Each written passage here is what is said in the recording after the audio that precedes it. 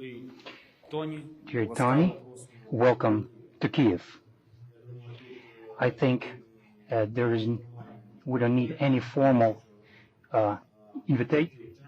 greetings, because during this time of joint work, specifically with the beginning of the large-scale invasion, our relationship with the Ukraine and United States, they went to such level that we don't need we need everything what we need is just open and sincere conversation, and this is what we had today.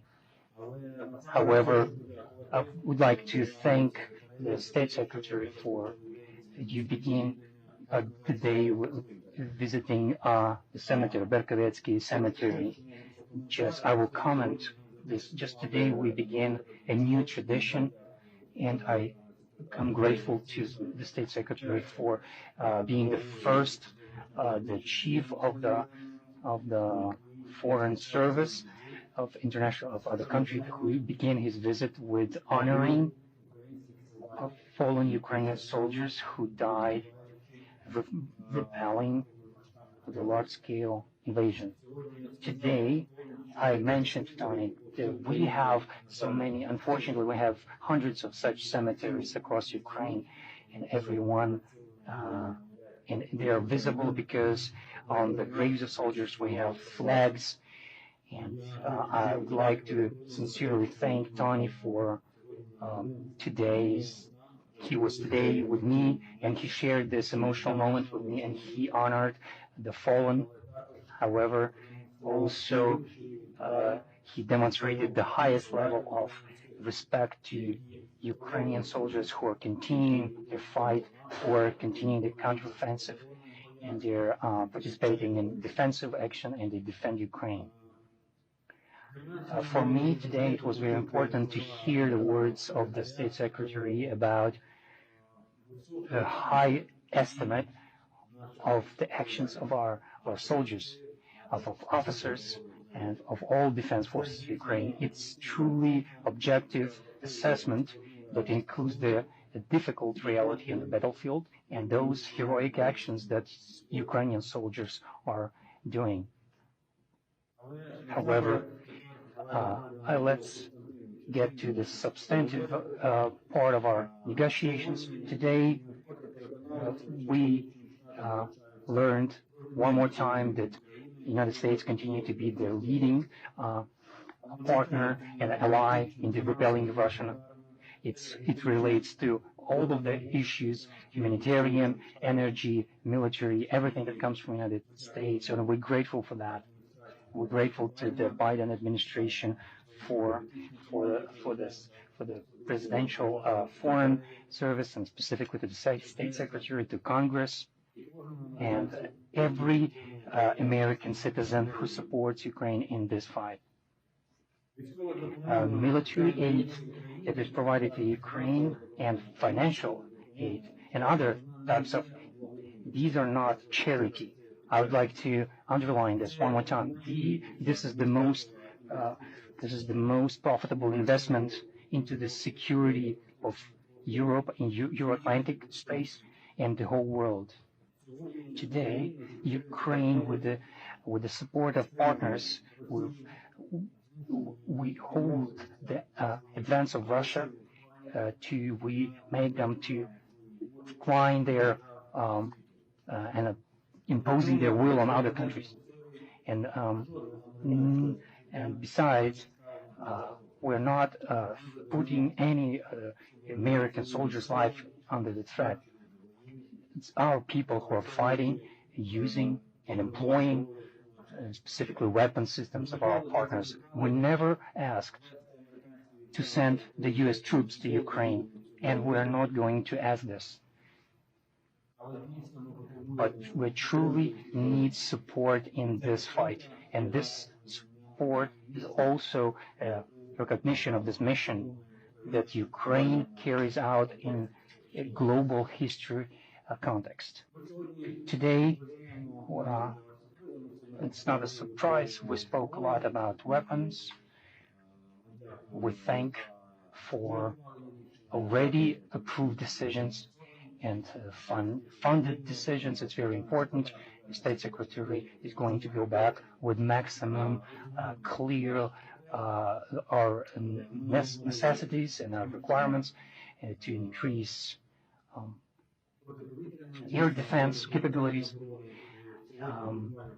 We today on the way, and when the State Secretary was on the way, Kyiv experienced another rocket barrage, and other areas of Ukraine, they suffered losses. We didn't spend a lot of time on discussing air defense because there's nothing to discuss. Everything is obvious. The requirement is very in high demand and very important. I just mentioned the number of systems, the air defense systems that are necessary to protect the grain corridor and our cities and our people. I would like to thank specifically and separately the United States for a decision to allow other countries to begin F-16 training for pilots, and also the transfer of those planes. We thanked Denmark, Norway, Netherlands, who announced that they are ready to transfer F-16s, and we are thankful to those countries who are going to train our pilots. But in all of those things, a lot of that belongs to the United States, because without their decision, these countries wouldn't be able to approve those decisions on their side, because F-16 is an American airplane.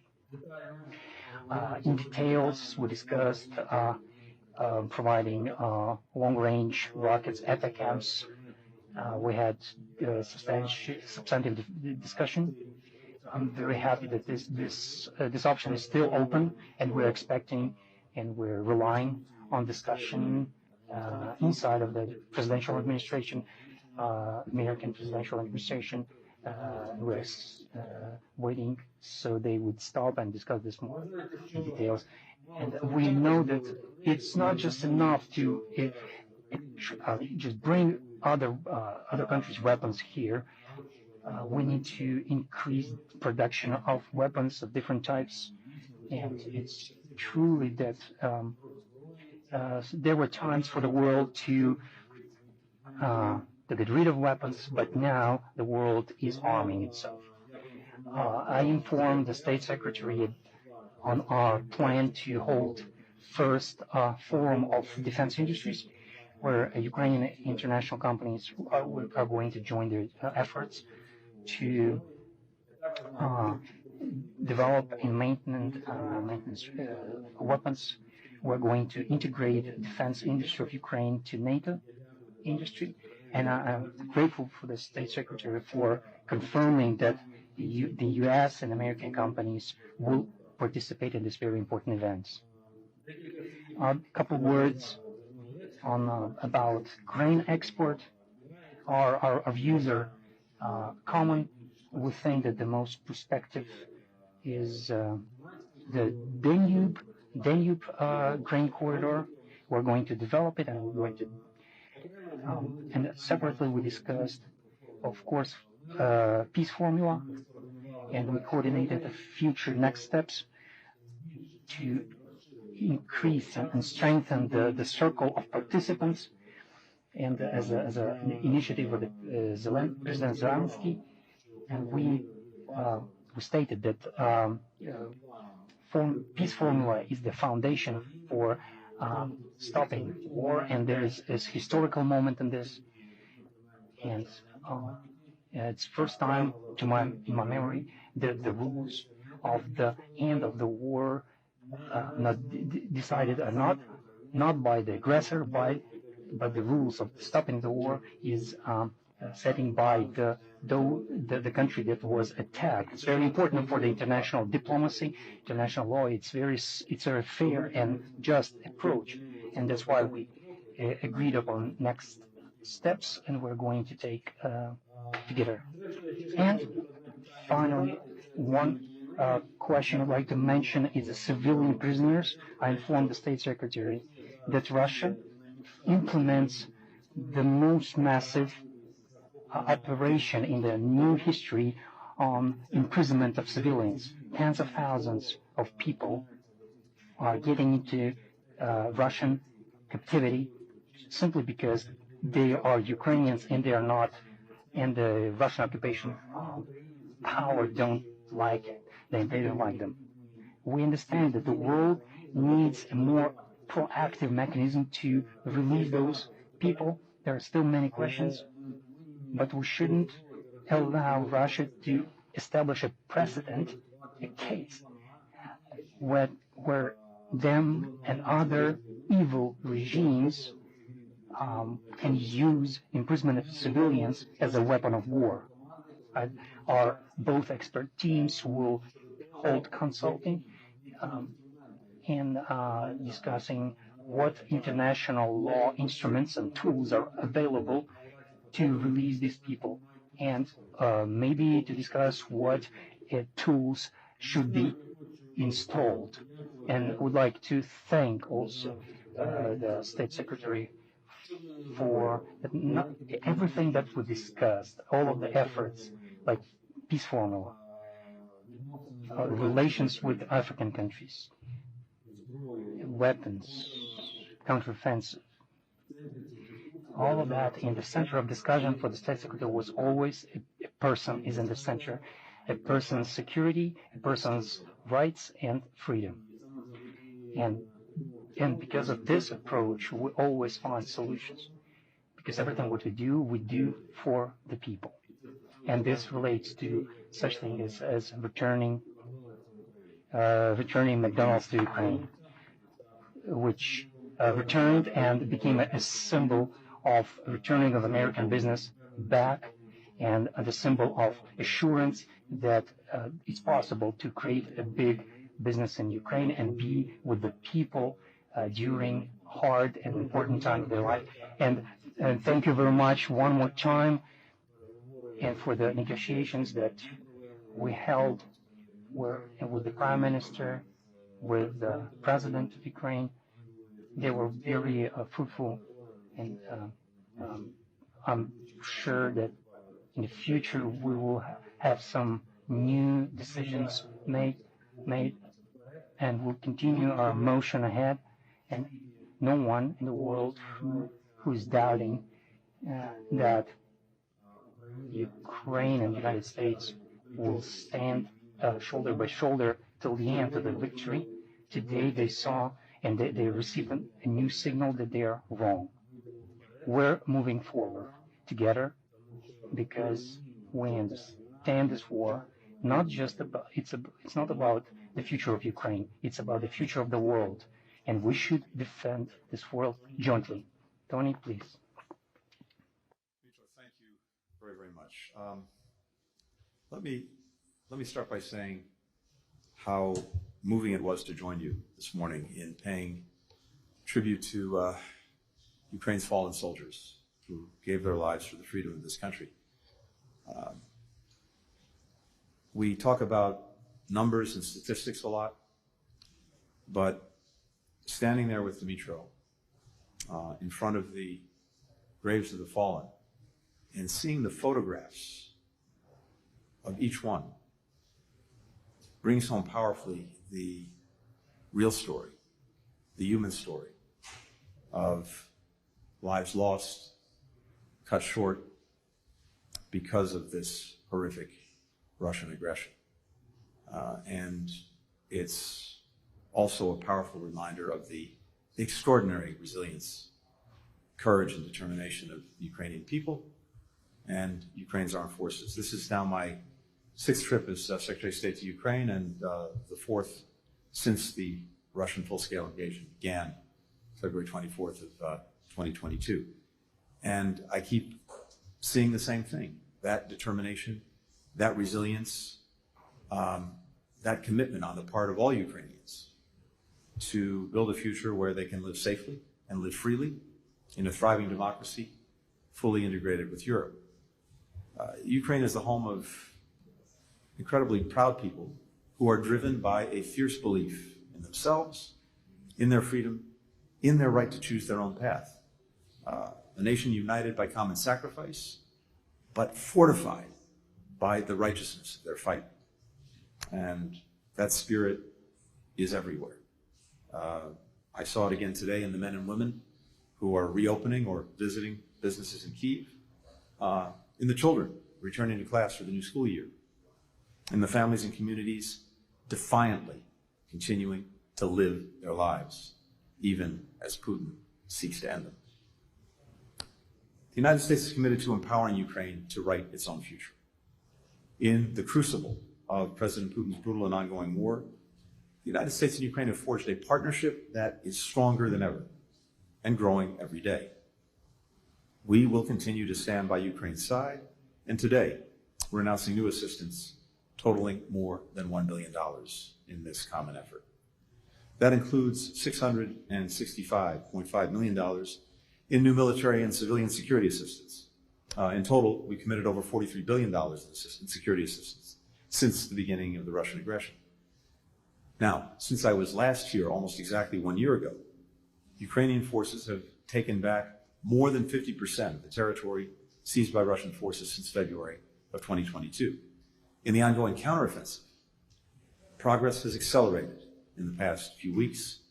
This new assistance will help sustain it and build further momentum. The assistance includes an additional $175 million in drawdown authority that will provide significant support for Ukraine's air defenses, a critical need, as you've heard Dmytro say, among other areas. Another $100 million in foreign military financing to support Ukraine's longer-term military needs. $300 million to support law enforcement efforts to restore and maintain law and order in liberated areas. We're sending our first delivery of mine-resistant ambush-protected vehicles to Ukraine's border guards and police, some of whom I'll have an opportunity to visit with tomorrow. And we're providing critical assistance for demining to help clear Russian landmines, unexploded ordnance, and other daily remnants of war-killing and maiming civilians. Ukraine is now the world's most heavily mined country. 30% of its territory is potentially covered with mines. Russia's weapons of war have killed hundreds of civilians and threatened to put millions at risk for years, even decades to come. The new security funding that we're announcing today will also be bolstered by the arrival of U.S. Abrams tanks this fall and by training for Ukrainian pilots on F-16s in the United States, complementing training that is already underway in Europe. Even as we maximize our support for Ukraine to counter the current Russian aggression, we're committed to helping Ukraine build a force for the future that can deter and defend against future aggression. Today, with President Zelensky, I discussed longer-term sustainable security arrangements, which will provide ongoing security assistance and modern military equipment across land, air, sea, and cyberspace, as well as training and intelligence sharing. The State Department is leading these discussions, which will continue in the months ahead. 28 other countries are making similar commitments through the G7 Declaration of Support for Ukraine, in no small part because they recognize, as the Foreign Minister said, that Ukraine's security is integral to the security of the entire Euro-Atlantic community, and indeed, it's integral to security around the world because of the principles that are being challenged here, as well as Ukrainian lives and livelihoods. Together, these 29 countries that are committed to supporting Ukraine over the long term will coordinate and share the burden of that long-term support. In the more immediate term, we are working with Congress across parties to provide additional short-term funds in the supplemental funding bill this month. At the same time, we will continue to support Ukraine as it works to build international consensus for a just and durable peace that upholds the UN Charter and its fundamental principles of sovereignty, territorial integrity, independence. Beyond Ukraine's security needs, for the first time, we are transferring to Ukraine assets seized from sanctioned Russian oligarchs, which will now be used to support Ukrainian military veterans. Those who have enabled Putin's war of aggression should pay for it. We're continuing life-saving humanitarian assistance, emergency shelter for those whose homes Russia has destroyed, medical support and health care for survivors of relentless Russian missile attacks and shelling, including, as we saw again last night and today, food, clean drinking water, generators for communities, Today, we're committing an additional $206 million toward that effort, much of which is dedicated to helping the more than 6 million Ukrainians who are displaced by Russia's war. As Russia continues to weaponize food, we're helping people within Ukraine and around the world who are suffering from extreme hunger, as well as malnutrition. Not content with pulling out of the Black Sea Grain Initiative, which has sent 32 million metric tons of Ukrainian grain to the world, the equivalent of more than 18 billion loaves of bread, most of it to developing countries, Putin is now bombing Ukrainian granaries and warehouses, mining port entrances, driving up food prices around the world, devastating Ukrainian farmers. Now, Russia claims it would be willing to return to the Black Sea Grain Initiative if its conditions are met. The United Nations has put forward a proposal that meets those conditions, but Putin continues to hold out. Meanwhile, Russia is using the hunger and market distortion that it's created to profit from record-breaking exports of its own grain. As we build international pressure on Russia to return to the Black Sea Grain Initiative, we're working with Ukraine to find and use alternative routes for its grain shipments to other countries. For Ukraine not only to survive, but to thrive, we're also supporting its efforts to rebuild from Russia's aggression. At the Ukraine Recovery Conference held in London a few months ago, I pledged that the United States would invest more than $520 million in making Ukraine's energy infrastructure, more than half of which has been destroyed by Russia, cleaner, more resilient, and more integrated with Europe. We're making new investments to enhance the transparency of Ukraine's institutions and to bolster the rule of law so that Ukraine's democracy is even more responsive to the needs of its people and can attract the private capital needed to rebuild. We're engaged in assisting the government of Ukraine on anti-corruption efforts and on efforts to ensure accountability and full transparency of all the assistance we're providing, as well as the security of U.S.-provided defense articles and technologies. President Zelensky and I discussed these issues today and the importance to Ukraine's democratic future of continued reforms and the fight against corruption. A few months ago in Helsinki, I spoke to how President Putin's war in Ukraine has been and will continue to be a strategic failure for Russia. There's no better demonstration of that than seeing the Ukrainian people, whose national identity Putin sought to erase, stronger and more unified than ever before. As I said then, no one has done more to intensify Ukrainians' determination to write their own future on their own terms than President Putin. Now, we have no illusions that the path forward will be easy, but this is a fight that we must and we will win. For any country threatened by bullies or would-be aggressors, for all who seek a future of security and peace. And my message today on behalf of President Biden and the United States to the Ukrainian people is, just as we have stood with you to ensure your nation's survival over these past 20 months, so we will stand with you as you determine your future and rebuild a free, a resilient, a thriving Ukraine. Questions. The first one goes to Wall Street Journal, William.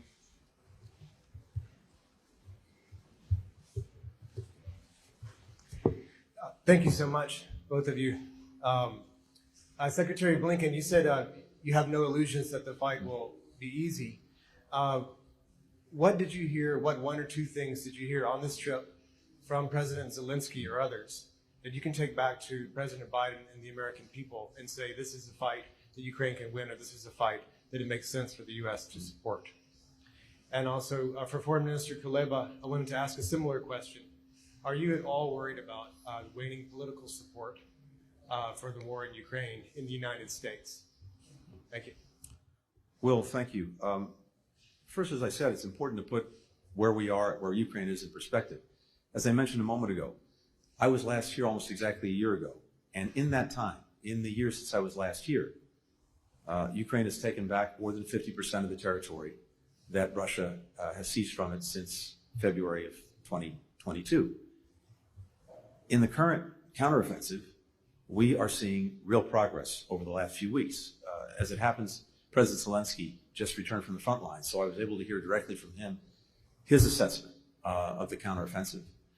and I think it very much matches our own, which is, as I said, real progress in recent weeks.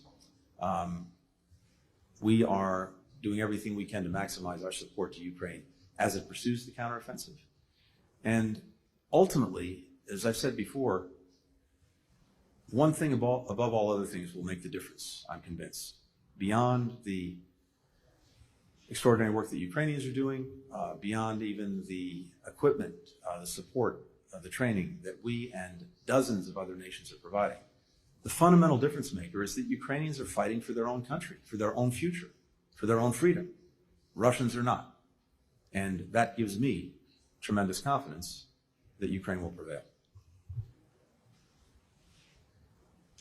As I mentioned, I believe that Secretary and this administration and both parties in the Congress understand that what is being decided here in Ukraine is not just about Ukraine, it's about the way the world will look like. Because if Russia manages to succeed even partially, it will be a clear motivational signal, a clear encouragement to all other malign forces across the globe to solve problems through the use of force. The second argument is also, I think very, very simple. I don't want to sound rude, but the question is, if the West cannot win in this war, then what is the war that the West can win? And when I say the West, I include Ukraine to this list as well. But I think the most important part of your answer comes from the Secretary himself, from his concluding lines, that Ukraine, as you said, should win and must win and will win. And this is exactly the philosophy that is being then implemented into specific decisions that gives me reasons to believe that we are continuing our walk towards victory, and it's deeply appreciated.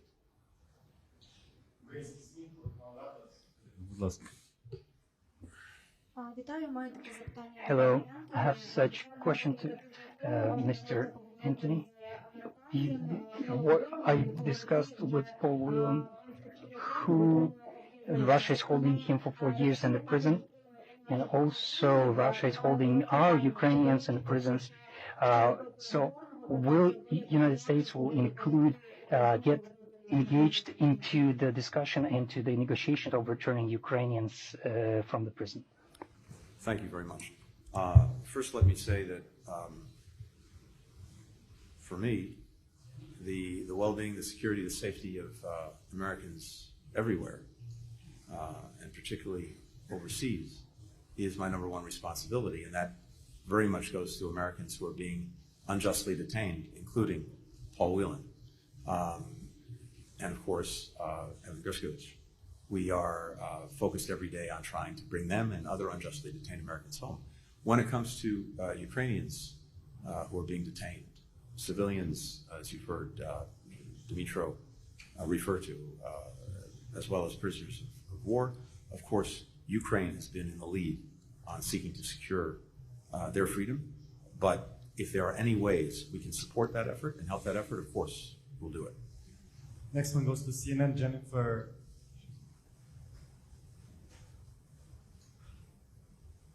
Thank you so much for doing this, both of you. Mr. Secretary, yesterday, Russia and Saudi Arabia announced they would continue their voluntary oil production cuts, and that's already seen a surge in oil prices.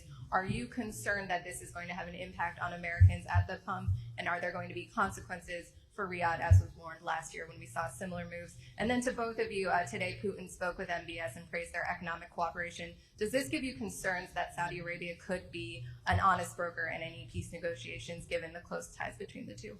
Thank you. So our focus is on making sure two things: that energy remains readily available, and that there's sufficient supply on the market to meet demand, and of course that this is done at a reasonable price. We are always looking to see what those who are producers and suppliers of energy are doing in terms of that supply and the effects that it's going to have on the market.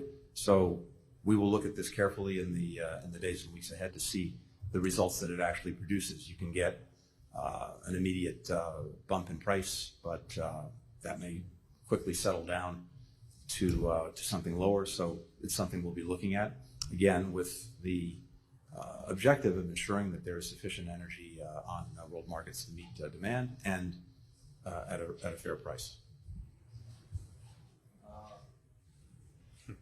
Ukrainian soldier is the most honest broker in this war, because we all understand that the road to any diplomatic process lays through the battlefield. In diplomacy, I think one of the finest arts of diplomacy is the art of separation. It's like in cooking.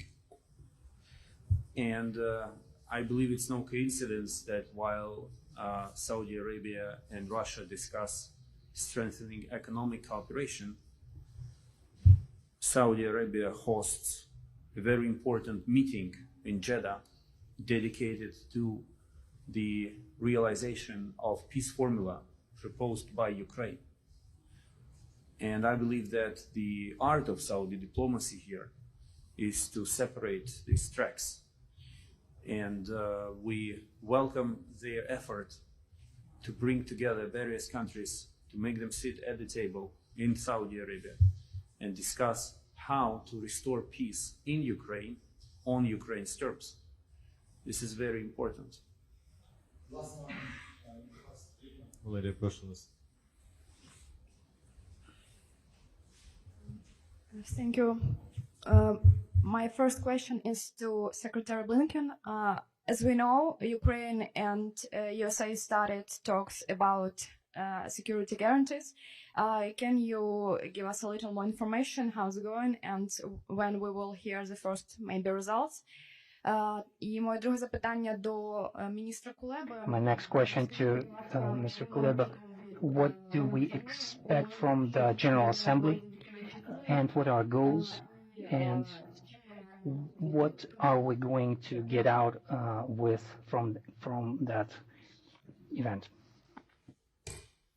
So we are focused with our Ukrainian partners and many other countries around the world on two things. One is in the near term, in the immediate term, ensuring that Ukraine has what it needs to be successful on the battlefield in pursuing the counteroffensive and dealing with the current Russian aggression. And an important part of my visit here today was to do what we've been doing all along, which is to listen very carefully to our Ukrainian partners, to understand what they need in this moment, and to look at ways to support that. But even as we're doing that, it's critically important that we and many other countries that have agreed to do the same help Ukraine build a force for the future, a military force for the future that is capable of deterring future aggression and, if necessary, defending and defeating it. We now have 29 countries that have signed on to a declaration issued by the G7 at the end of the NATO summit that is focused on doing just that, helping Ukraine build this force future. And we're in the early stages of talking directly with Ukraine about what the different elements would be. Other countries are similarly engaged or beginning to engage in those conversations. And as I indicated, that will, I think, play out over the coming months. It's important because we want to make sure that Ukraine is in a position for the long term, not just today, to deter aggression and to defend against it. We need President Putin to understand that he cannot outlast Ukraine, he cannot outlast Ukraine's supporters, that Ukraine is actually going to grow stronger and even more effective with a military force that is world-class, but also a strong and vibrant economy, and a strong and vibrant democracy. So all of these things together are the recipe for, as I said earlier, the Ukraine that not only survives this Russian aggression, but thrives in the future. That's the best possible response to what Putin has done. So this work on helping Ukraine build long-term deterrence and defense, as I said, we're beginning to engage in those conversations in detail, but this will be something that we work on in the coming months. So in Ukraine. Генасамблея буде The традиційно. General Assembly will be very big and fruitful. The priority number one to include new countries to implementation of peace formula, President Zelensky peace formula, and to execute the next steps for the holding global summit, global peace summit. Number two, it's the issue of export of Ukrainian grain to the world market. You know that UN has its own role in it, and as a result of these processes, and all the whole world, and especially African and Asian countries, are very looking forward to resolve this issue because the prices for bread is, unfortunately, because of the Russian blackmail, is growing. And we need to ensure the world and we need to protect the world from the possibility of Russia blackmailing the world. The third subject, it's bilateral meetings during this United Nations session. We're going to discuss weapons, new defense packages to Ukraine. What else? And there will be hundreds of other questions that we're going to discuss, but these are the major, these are three major issues and questions we're going to discuss.